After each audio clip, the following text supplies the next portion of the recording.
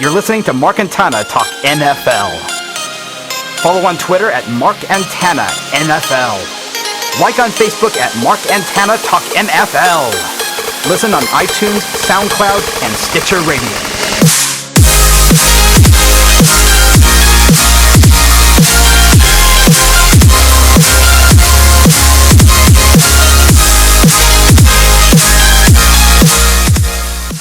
Hello and welcome to the 9th episode of Mark and Tana Talk NFL, sponsored by Sea, by Land and BDG Wallets, a monthly podcast all about the NFL and anything else that gets us going, brought to you by your hosts Mark Thompson and Tanatsua Masuza. And he will be back next episode, but, you know, while he's away, we've got Fearghus May here again. Hello, welcome back to me. Welcome back to Fearghus. Fearghus, this episode we're going to talk about the NFL draft, that's right. We're going to illuminate about Forrest Lamp. We'll hear what you have to say about Zay Jones. Gonna refresh with a nice glass of Deshaun Kaiser. And possibly go over who's going to plug in Jake Buck. On next week's episode, I promised to announce that we would go over the NFL Draft Round 1. And that'll be next week, not next month. You've got 2 episodes this month, you lucky people. But this week, with Fearghus, we'll be going over rounds 2 to 7 of the NFL Draft and having a look at some of the players that take our fancy. And also, we'll have a quick look at one of the NFL London games. Possibly be going with somebody with Fearghus here. That's a bit close to his heart. Maybe. I'd like to see the Vikings in London. That would be very nice. Yeah, so maybe we'll talk about the Vikings. But yeah, let's get on with it.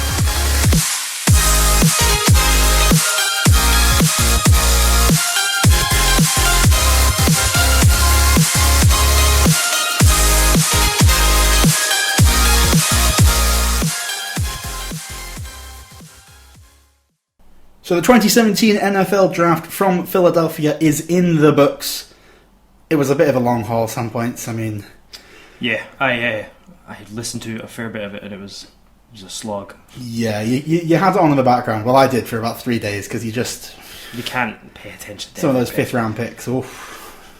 No, look, a guard. Yes, but no. The first round was incredibly exciting. Had an incredible start to the NFL Draft.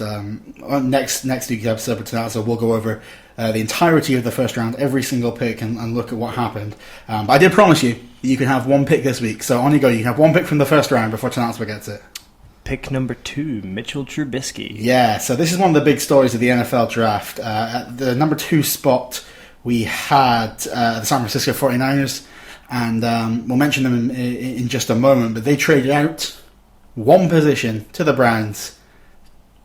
Got a few picks later in the draft. I think they got the 3rd, the 5th, was it? No, a 3rd and a 4th this year, and another 3rd rounder next year, as well as swapping the 2 picks they had in the first round this year. It's an incredible haul from the 49ers there, and the Bears move up one spot to take Mitchell Trubisky, quarterback. Yeah. Who, funnily enough, fun fact, or not so fun fact if you're a Bears fan, started only 13 games in college. Yeah, played for North Carolina, and 13 games is not a big sample size. I mean, we've seen players do 14, 16, something like that. And you know, they've come in and some have made some are good starts, some have not. I'm not saying that's... I think Cam Newton had 16, didn't he? I think that was his. Yeah, he did. So there is a chance that he can perform well, but he's just a bit of of course, an unproven commodity at the moment. But Bears take a chance, and they took a chance on guaranteeing $18.5 million to Mike Glennon, the QB they brought in free agency as well. But yes, I'll be quiet now. They're paying Glennon a lot of money, but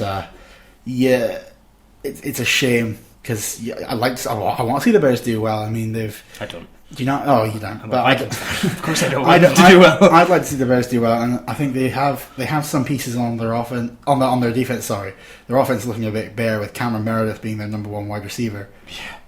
Eddie Royal and Kevin White as Kevin well. White, you don't know what's going to come from him. He was injured most of last year, so Mitchell Trubisky. Doesn't like Mitch. Can't be called Mitch. Oh, doesn't he? No, he changed it. It was That's good to know a couple as a months Vikings ago. fan. That's a couple months ago.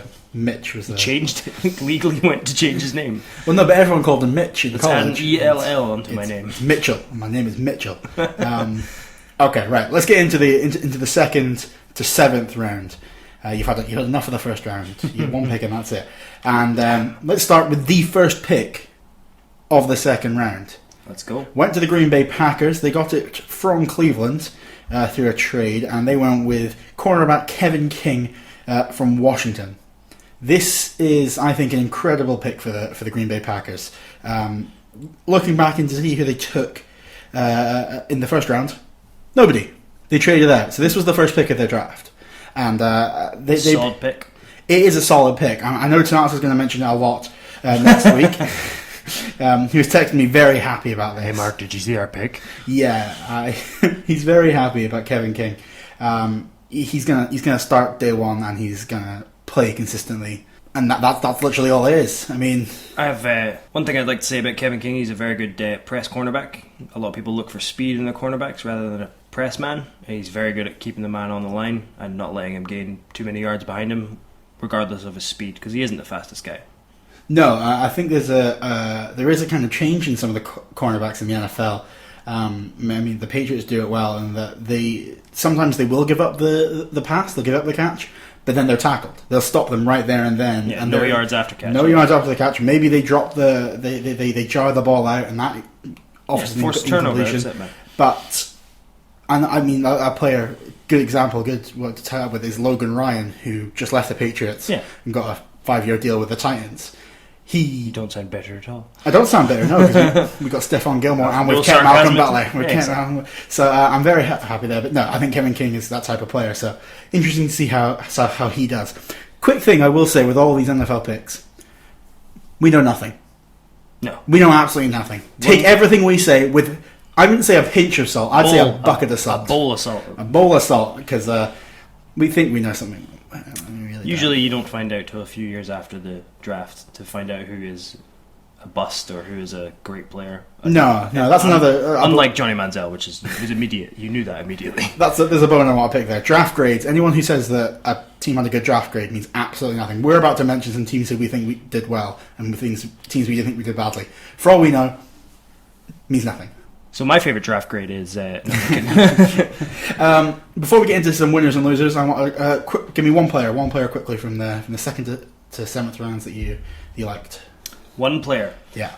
I've got to go with Dalvin Cook. Dalvin Cook, running back for the Minnesota Vikings. How happy were you with the pick, number 41 in the draft, running back from Florida State? Oh, very happy. He's a nice, versatile runner. He's not a power runner. He's not one thing. He's a very, very good running back. He's done very well in Florida State. I'm looking forward to getting him on Minnesota Vikings alongside Latavius Murray. Bit of a bargain pick, getting him in the second round as well. I mean, you had Fournette going at 4, which is kind of obvious. McCaffrey shot up draft boards in the past couple of weeks, going to the Panthers. However, Dalvin Cook was someone who thought was going to be a first-round pick, and he kind of dropped slightly. So you must be delighted to get him in the 41 in the second round. He had a few off-field troubles that people, or character issues as they like to call them. Yeah. In the off-season, not in the off-season, in his past, that people believed would be a bad thing, an issue for him coming into the NFL. However, I disagree, because it seemed to happen when he was a lot younger with a bad crowd. But he was one of the top 4 running backs, as you say, in the draft, and we got him in the second round. It's a steal. Yeah, I agree. I think it's a great pick that you've got there. You've finally got someone to start replacing Adrian Peterson. Yes, you've got Latavius Murray there, but you can't rely on him to be the type of player that Peterson was. He's no Adrian Peterson. Even the two of them, I don't think will compare to Adrian Peterson, one of the best of all time. I'm not as sad as some Vikings fans may be that Adrian Peterson's gone, but I do look forward to our future without him, because we could build a better offense, in my opinion. Peterson signed to the New Orleans Saints, by the way. Called it. And who are the Saints in the Vikings? Who are the Saints playing week 1? The Vikings. So that'll be very interesting. It'll be a fun game to see that one. I think that's going to be one of the highlights of week 1. I really hope he doesn't break his single game rushing record against us. Talking about a player from the Minnesota Vikings, let's move on to your winners and losers. And there's a player who is a big winner because of what their team drafted. Definitely, Sam Bradford gained a lot of weapons in the draft. It's great. We drafted quite a few people. Dalvin Cook gained some O-line as well. Elfline. Great pick. Elfline on the O-line. His name is Elfline. It's the greatest name ever. I was very happy with that pick. Yeah, I think it's definitely a winner for the Vikings there. It's still a question. I mean, you kind of expect Sam Bradford to just get the start next year. There could be a surprise, and Teddy Bridgewater could be miraculously better again and could play. But it looks like it's going to be Bridgewater. He'll still be back. Looking like it's being Bradford. But it's probably going to be Bradford. So it's I think it was a good draft for the Minnesota Vikings. A team that I want to mention. You mentioned your team. I've got to mention my team. Patriots had 4 picks in this draft. That's it. The least amount of picks that the Patriots have ever had in the draft. We got a couple of players. Got a young tight end, Derek Rivers, who looks like he's going to be a nice player in the 3rd round. A tackle, Antonio Garcia. Who was the other guy? Sean McDermott. Connor McDermott. Very New England name. A very Boston name. We got him in the late rounds as well.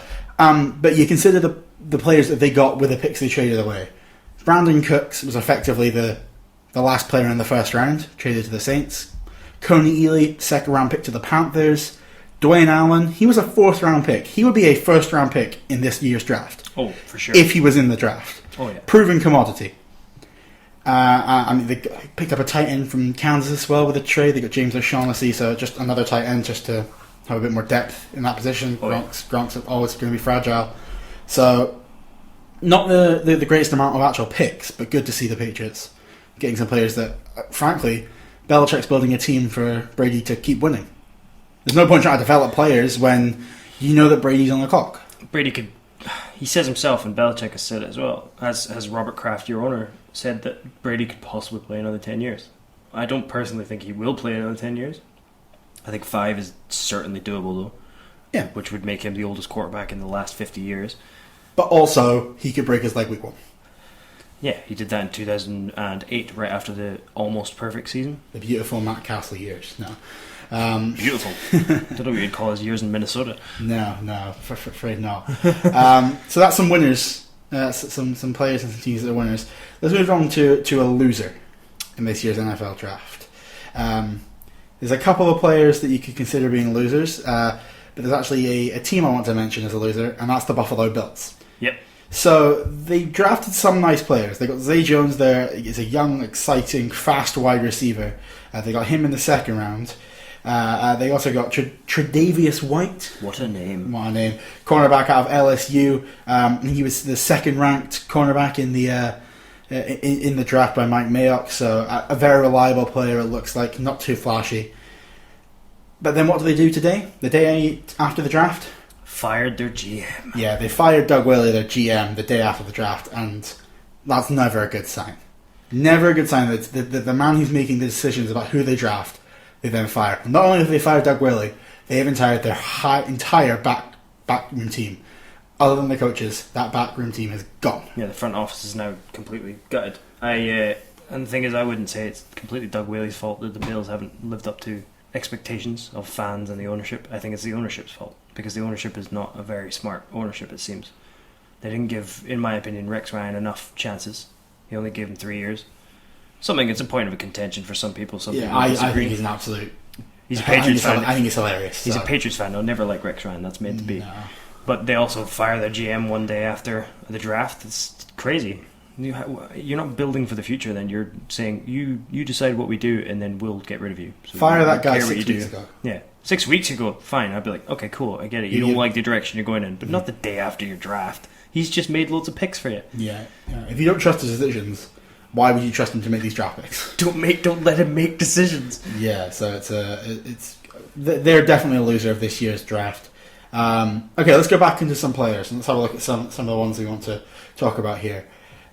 Joe Mixon, running back, going to the Bengals at number 48 out of Oklahoma. Funnily enough, we traded picks with the Bengals, thinking we wouldn't be able to get a running back at number 48. True. And they took a running back with number 48. Yeah, so you traded 41 to 48 straight picks, and you both picked running backs. Yeah. He's had a lot of off-field issues. That's it.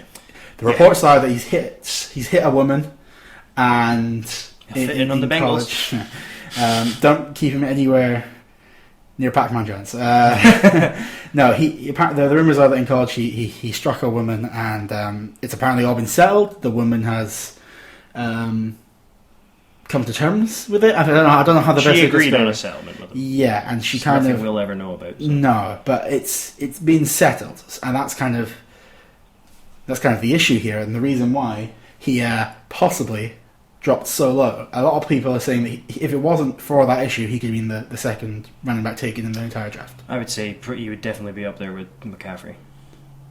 Quick point of attention. If you hear any snoring in the background, that might be Fergus's girlfriend Emma, because we're currently filming in Glasgow, and I'm too nice to wake her up. So we're just going to talk a bit louder. We just got back from Amsterdam yesterday, so we're still quite tired. So I forced Fergus to stay up while she's gone to sleep on the couch. Thanks, guys. Thanks, guys. All for you, baby. Is that me or her? So I was talking to the audience. Yeah, neither of you. Nice. Guys, I love you. So that's Joe Mixon. And is there another player you want to mention quickly? Just any player? Yeah, give me. I think someone that fell quite far, and I was quite happy he got picked up. Deshaun Kaiser. Yeah, I was very happy he got picked up by the Browns. I think 52. Which we'll come to talk about the Browns in a moment as well. I was very happy he got picked up. It's a great pick. Yeah, quarterback out of Notre Dame. He's going to probably not start week 1, but no, they have 4 quarterbacks on the roster right now. Yeah, so probably still going to be Cody Kessler starting week 1, but I think there's a great adage in that if you don't have a quarterback, you draft a quarterback every year until you get one. You're not going to get your quarterback of the future if you just wait. So you may as well take a pick and take him. They already had 3 picks already in Garrett and the tight end. So it's you keep drafting players. You keep drafting quarterbacks until you find the one that sticks. I'm a big fan of Deshaun Kaiser as well, because he played for the Notre Dame Fighting Irish, as Marcus said, and go Irish. They're great. He's... Sure. Mark's shoving his fist in the air. Really, I don't know college football. I do know college football to an extent. I don't really support anyone. He knows names of colleges. That's it. I like Rutgers because Bill Belichick likes Rutgers. That's it. What a name! Bill Belichick likes a Rutgers cornerback, and that's all I know. As Marcus said, the Browns have picked 3 times before that, and as Marcus also said, you pick your quarterback until you find one. The Browns have not really worked under that method in the last 18 years, as they've tried to draft one every... So yeah, the Browns, they moved up for Manziel. He was a bust. They moved up for Brown and Whedon. He was a bust. They traded for RG3. He was a bust. Good for them. Good for them for getting in a quarterback that people have a bit of promise for. They think he could do well. And I got him at a good price as well. Oh yeah, he was a steal, in my opinion. He's one of the best steals of the entire draft. Yeah, I was hoping the 49ers drafting because I thought they fit in the 49ers offense very well. But what offense do they have? So you could argue that the 49ers don't have an offense. So Super Bowl OC Kyle Shanahan. Yes, yeah. So it's I think Kaiser would work well with him. He's going to hopefully compete in Cleveland, and for all we know, he could start week 1. If he plays if he's a better player, then why not? I think it'll probably be Kessler, but he could start. I think it'll be good for him because he's coming from a long pedigree of something like 20 Browns QBs in the last 20 years, which is insane. Like every other team pales in comparison. Yeah, there's one last player I want to mention in the second round, and that's Forrest Lamp. He is a guard from the Chargers, pick number 38. He went to the Los Angeles Chargers out of Western Kentucky, and on some boards he was a top 10 pick. On I think Mike Mayock, he was ranked number 16 overall, and the fact that he fell to 38, I think is a great bargain pick. He's a good guard. He's going to plug right into Los Angeles Chargers, and they need to give Rivers protection. They have to, because it's a good time to start. Is in his 14th year in the league. That's a great time to start. Yeah, but no, the Chargers, they did draft.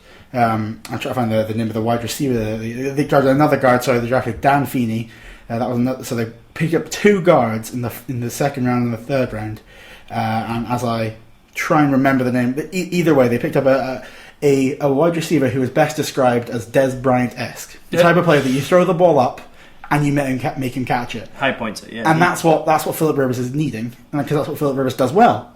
So by getting these O-line guys in, it was frankly a bad draft for O-line. In that case, you get as many as you can if you need to fix that position. Tell me about it. I'm a Vikings fan. And they picked, and so they've got Forrest Lamp. I'll say this: I think if Lamp had fallen to the Vikings, and say, for example, Cook was off the board, if Lamp had fallen to us, we definitely would have picked him up. Yeah, I think he's a great player. So. Yeah, I don't think he would have got. The fact that he got that far is surprising. I think you got the Jets who picked right after them, and their next player, they picked a safety, so they picked 2 safeties in their first 2 picks. Yeah, they're not picking another safety and then if 2 Forest wide Lamp's receivers. that's just not happening. So I don't think they would have got past the next pick there. Okay, let's go on to a couple other players, and we mentioned the backfield in New Orleans a bit earlier. They've got Adrian Peterson there. Mark Ingram. They've got Mark Ingram there. Who I feel terrible for because he never gets a chance. And now, in the 3rd round, New Orleans Saints take running back Alvin Kamara out of Tennessee. They've now got 3 players who could arguably be the number 1 running back for their team this year. For sure. Kamara's a really good running back as well. He's a nice young guy. Straight out of college, he's really, really good. He's played quite a few snaps at Tennessee. He's great. You've also got Adrian Peterson, I believe he's 2nd all-time on the all-time rushing list, behind Emmitt Smith. And then you got Mark Ingram, who's proven he's good enough to be a starter. I don't know why Sean Payton hasn't given him a chance. He has something against him. And then you've even got someone like Jurarius Gadet, who is out the backfield type of pass catcher as well. He's a different type of running back. So it's a very, very crowded backfield in New Orleans. But again, if he's a top player on your board, regardless of position, you take him at that position. Take the best player on the board. I like that pick there from the Saints. Moving on into round 4, and there's a player that I know that you really want to mention. With the 120th pick, the Minnesota Vikings selected Ben Gedding, linebacker out of Michigan. Oh, very professional, like you're at the podium. Oh, it's very good. Yeah, I practiced that. Very good player. He's a very versatile linebacker. He plays very well in run stop and coverage. Some people are pinning him to be our Chad Greenway replacement. Obviously, you can't replace a great like that, but hopefully he will fill that void a little bit and give help to Kendricks and Barr on the opposite side of the line to him. Yeah, I mean, the Vikings have got a lot of young and exciting linebackers. I love Kendricks. Absolutely love Kendricks. Me too, baby. Well, I think he's a really good player, and you keep adding to it. Sure. I love both Barr and Kendricks. Both played for UCLA Bruins. Both drafted a year apart. And now we've drafted Gedding, so hopefully it'll work out well. Yeah, looks good. Staying in round 4, and a player who is essentially a Cole Beasley replacement, along the styles of Julian Edelman as well, is Ryan Switzer, wide receiver out of North Carolina to the Dallas Cowboys. This guy is Cole Beasley. He's going to come in there and learn the job from Cole Beasley, and in 1 year take his job. The gadget guy. He is the whitest guy in the world. I will fight him for that title. And I will be there by your side. And that's who they've picked for the Dallas Cowboys, and he is going to be that type of player. He's not the go up and get it type of player. He's about half the size of someone like Julio Jones. However, he's a go up and punch him in the thighs kind of guy. Yes, yeah. But he'll obviously have some work in the punt return, kick return game as well. So I think Ryan Switzer coming in there, essentially going to learn from a player like Cole Beasley and then take his job. Yeah. Yeah, okay. You've got a player that you want to mention right at the end. Right at the end. And when I say right at the end, I mean Mr. Irrelevant. Almost irrelevant. Almost irrelevant. So, with the 253rd pick of the 7th round, the final round in the NFL draft, the Denver Broncos selected Chad Kelly, quarterback out of Ole Miss. They call him Mr. Irrelevant because he's the last pick, and chances are the last pick of the draft usually doesn't go on to have an amazing NFL career. I think Michael Sam was last pick when his year was drafted. No, he wasn't. No, he was quite high, I believe. Oh, was he? Okay. That was a publicity stunt. Yeah. Rams only picked him because he was the first gay player to be drafted. Yeah, shame he was awful. Yeah, he wasn't great either. But anyway, to Chad Kelly, he has had some injury problem, which is a big reason why he's fallen so far. However, Mark and myself were talking about this previously, and Mr. Irrelevant usually is a good publicity thing. It is more for the publicity. It's a good media thing. So Chad Kelly has the personality and the panache, as some people might call it, to excel in that role as Mr. Irrelevant. And I think just if he can overcome his injury problem, he could be okay. I think he'd be a reasonable 4th rounder. Yeah, I mean, there were some players from Ole Miss who described him as the team's favourite player, the ultimate teammate. There are questions about his actual talent, about his pocket presence. He's not a bit deer in the headlines bit deer in the headlines. Likes to run a bit too much when he knows he shouldn't just go down and take the hit. And that's why he's injured now, and why he's dropped to number 253 in the draft. I think Elway was John Elway, the general manager for the Denver Broncos, was found saying that he couldn't risk him going into free agency and not getting him. Yeah, because he sees the talent, John Elway. He has to take. So he took him in the very last pick to make sure that he got him. He's going to be redshirt this year. He's not going to get any snaps. Simeon and Paxton Lynch are there. Next year, maybe he comes into training camp and he challenges for the job. Hopefully. So, but no, that's a. I think I read earlier today the combined college career length of the 3 QBs in the Broncos right now is 5 years. Yeah. So barely, pretty much a full tenure at college for a QB. But Simeon started most games for the Broncos last year. He was a 7th round pick as well. Yeah. So that shows it's not incredibly off about. I think I can think of a nice QB he started quite a few games. 119. 54 picks before. Yeah. Mark already knew what I was talking about. So let's go back and talk about another quarterback, back to round 4, and another player who could potentially be taking over in the future, and that's Joshua Dobbs, 135 to the Pittsburgh Steelers out of Tennessee. He's a player who I don't think I'm glad he's gone to the Steelers. Primarily because he is in no way going to be in contention for that job. Yeah. He needs a year to hold out and wait and work behind other players, namely a player such as Big Ben. Roethlisberger. It's going to help sitting him behind Roethlisberger and learning from him. Because if he went to, say, the 49ers in the 4th or 3rd round, or Browns, or basically any quarterback-needy team, they're going to be wanting to push Joshua Dobbs to get reps in the game. Yeah. With this, you don't have to. Yes, he will play games because Ben Roethlisberger will get injured. However... And then Landry Jones will throw 3 picks. Landry Jones is not the solution in Steelers, in Pittsburgh. So I like the pick there. Joshua Dobbs, quarterback out of Tennessee. That's why I like that pick, because he can sit behind Jones and take Jones's job. That's not necessarily Roethlisberger's job. Yeah. Okay, last pick. It's a big one. It's someone could say it kind of comes up from behind and bites you in the ass a bit. I mean... Oh, he's got a whole bit, guys. Just wait for it. It's a bottom dollar that he is a prime player. He won't be making an ass of himself. He's got the cheek to get drafted this late in the draft. You're not enjoying this crack? Ladies and gentlemen, Jake Butt, tight end from Michigan, was drafted by the Denver Broncos, and that's all I've got to say on that matter.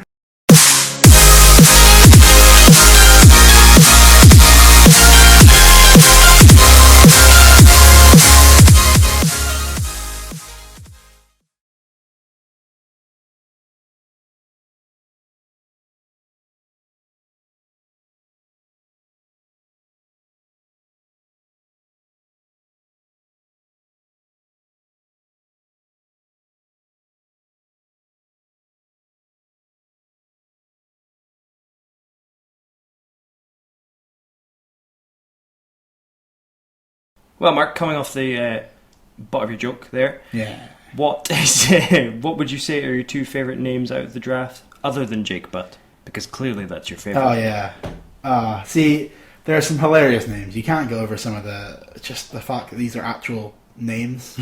I mean, like, Tease Tabur. Tease Tabur. Tease Tabur. Tease Tabur. What a name. It's like, what do you want to do when you're trying to coax Pumbaa out? No, what are you doing when you're making fun of Pumbaa? That's the joke. There it is. That makes sense. What are you trying to do when you're making fun of Pumbaa? Tease Tabur. So Tease Tabur is a hilarious name, and there are 2 players. They went number 59 and number 60 in the draft. And can I just apologise to everyone that I'm trying to pronounce these 2 names? Here we go. Tano Kapasasonga Villanova. And Chidobe Awuzie. I think I got that one right. That sounds about right. Chidobe Awuzie, Colorado quarterback. So yeah, a big up to my pal Tano and Chidobe. Big ups. My favourite My favourite two names would probably be number 28 overall draft pick for the Dallas Cowboys, Taco Charlton. Oh, Taco Charlton! Coming out of the most Michigan. delicious player in the draft. Delimptions. You just said Delimptions. Sorry, I got excited thinking about taco. I said Delimptions instead of delicious. And my second favourite, or possibly first, I can't tell, would be the 154th pick for the Washington Redskins, Jeremy Sprinkle. Jeremy Sprinkles? Tight end out of Arkansas. Putting some sprinkles on your Taco Charlton. That sounds so wrong. Yeah, I mean, On so many levels. There's just some great names in this year's draft. I mean, finally, we've got two Asiatas in the league. With Isaac Asiata. I've been waiting so long. He has a brother, Isaac Asiata. There's some very funny players, and I might be coming up with a wee game for Tanatsa on next week's episode. So is it going to be Jake Butt? Jake Butt related. I'm sure you'll all be pleased to hear that myself and Tanatsu have secured tickets to the Cleveland Browns versus the Minnesota Vikings. Woo. In London this August. This October. We're going there at the end of October to see them play at Twickenham, not at Wembley. Got at Twickenham. Oh, apparently it should be good in Twickenham. Yeah, we paid too much money for tickets. I'm poor, very poor. But students. I know. Luckily, I can use. If I need any new clothes, maybe a new wallet, I can hit to our sponsors, lovely sponsors, by See by Land and BDG Wallets. Go look in the description for the offer codes. Nice. You can go there. No, we're going to head down to London and we're going to go see one of the games. I've not been since I saw the Patriots play the Rams 5 years ago. It'll be Snaps' first NFL UK game. You're going to hopefully try and get down there and watch the Vikings? That should be at the same game, yeah. And I would definitely say it's the best game to go to. Good choice, Mark. Very good choice. Yeah. Well, this is the thing. There's 4 games in the NFL UK series this year, and little challenge for you. Why have we picked the best game? Why have we picked the Cleveland Browns versus the Minnesota Vikings the best game? And specifically, why are the Vikings the most exciting team to be viewing in the NFL UK London games this year? Going back to last year, I would say that the Vikings were coming into the last season, as a dark horse favourite for the playoffs and a possible championship game or Super Bowl. 6-0 was it? 5-0 we got to until the bye, and then we lost 8 over the last 11 games. So not a great end to the season. However, this season we have been gearing up and plugging the holes in our O-line for Sam Bradford to gunsling it and trample the Browns. Yeah, so hopefully it should be good. And the Browns are looking, as we've just been speaking about, the Browns have a good draft class this year. So hopefully they will make it very, very competitive. And it'll be a really good game for the fans, I think. Hopefully make it an exciting game, yeah. I mean, there's a lot of players on the Vikings that you can kind of go as, if you're not a fan of these teams, you're kind of, say myself and Tanatsu were speaking about this, you're looking at just exciting players to watch, like players you like to watch. Like, yes, everyone wants to see Odell Beckham make the incredible catches, or watch Jadeveon Clowney or JJ Watt make awesome sacks. Yeah. However, there are players on every single team who you get excited for. Couple from the Vikings. Firstly, your new running back, Dalvin Cook. Should be good to see him. Going to get to see him. It'll be exciting to see him play. We mentioned your linebackers earlier. I love the defense on the Minnesota Vikings. Top 5 defense in the league, in my opinion. And you've got an edge rusher who is incredible, Daniil Hunter. Oh yeah, loved me some Daniil Hunter. He's a freak athlete, man. And then you've got some nice players out on the wide receivers as well. I mean, you've got Stephon Diggs, Adam Thielen, more than a Thielen. Can you Diggs it? Can you Diggs it? These are fan favourites, by the way. Or Xavier Rhodes Close DB. So I think there's a lot of reasons why we can get excited for the Vikings, and who knows, maybe in the next episode we'll go over why the Browns are the most exciting team. And that will do it for episode 9 of Mark and Tana Talk NFL. But before we go, we will of course have any other business. I want to mention the NFL UK event I went to in Edinburgh a couple of weeks ago. They had Steve Smith, Kurt Warner, Peter King and Danny Shelton, hosted by Neil Reynolds, also up to the NFL UK. A panel of these 4 guys all talking about the game, questions from the crowd, competitions, games, all this type of nonsense. And it's the second one I've been to, and it was great. I mean, Steve Smith, who is now an NFL analyst, he was awesome. He was so entertaining, and I can't get over how much I want to see more of him on TV. When I found out that he was doing the draft coverage, I was excited because he was really entertaining. So I'm a big fan of Steve Smith as a off the field talent as well as an on field talent. I really liked him. Peter King was really interesting. He's the editor of Monday Morning Quarterback. Yep. So he's one of the most respected journalists in the NFL. So big fan of him. Danny Shelton, boring as hell. Really? Yeah, he's not good in front of a crowd or a Seriously? camera. I would never have guessed that. Yeah, it was all Danny Shelton. What do you think about the Cleveland Browns doing this year? Sweet. Well, we'll try harder and we'll get better. The real team spirit is there. Go Dog Pound. Oh, Wow. insight, Danny Shelton. That's galvanizing. Yeah, but these players aren't drafted for their media skills. And Danny Shelton's a good You're defensive talking about tackle. Tony Romo was drafted for his video skills. Oh no, wait, he wasn't. And Kurt Warner is who's Kurt Warner's going to be. He was flashy and showing off, and he was. I'm Kurt Warner, NFL Monday morning, NFL game day morning, Two-time MVP, former shelf stalker. He mentioned a lot about his NFL Europe days when he was in Amsterdam. Admiral. And speaking of Amsterdam, I just got back from Amsterdam. It was very lovely. And to keep the topic on football, my lovely lady that you possibly heard snoring earlier on found me a double XL jacket for the Minnesota Vikings. I am retro. way too small for it. However, I bought it with the sole purpose of seeing if it's unique because I have never seen anything like it before. so cool. Crazy How old jacket. was it? Emma looked at the tag on it and it was 1991. So the year before I was born and 2 years before you were born. 3. 3 years, my Yeah, mistake. yeah. Sorry, Mark. It's that big bushy beard. You look a little bit older now. It's not, yeah, well, coming back to my end of the business, it was my birthday last week. Happy And, birth, miss. Happy birth, miss. How was Guardians? And it was great, yeah. I went to see Guardians on my birthday. It's alright, guys. I'm going to see it tomorrow night, so no spoilers on this podcast. Fergus is going to see Guardians of the Galaxy. I saw it on my birthday after my exam on my Because he's birthday. a big old nerd. Big old nerd, as we mentioned last episode. But no, that's me done uni for the summer. So hopefully you'll have a... Congraties. This will go up from monthly. I'm not guaranteeing it. It's definitely still monthly, just in case. However...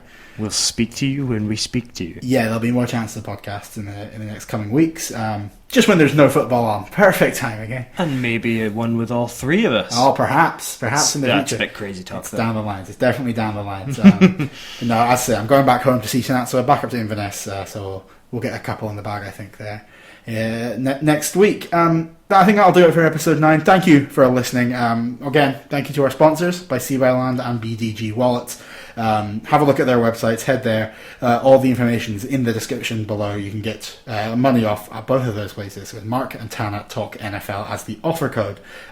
Again, thank you for the support. Couldn't do it without them. The intro song is Cathedral by Bloodlines. The song you hear throughout the podcast intermittently is Far Away by Different Heaven. You can follow us on Twitter at Mark and Tana Talk NFL. You can get us on Facebook at Mark and Tana Talk NFL. And you can subscribe on iTunes, listen on SoundCloud, and Stitcher Radio. Stitcher, thank you for their continued support. Never listened to it in my life. And you can also get us on YouTube at Mark and Tana Talk NFL as well. But until next episode... You're listening to Mark and Tana Talk NFL. Follow on Twitter at Mark and Tana NFL. Like on Facebook at Mark and Tana Talk NFL. Listen on iTunes, SoundCloud, and Stitcher Radio.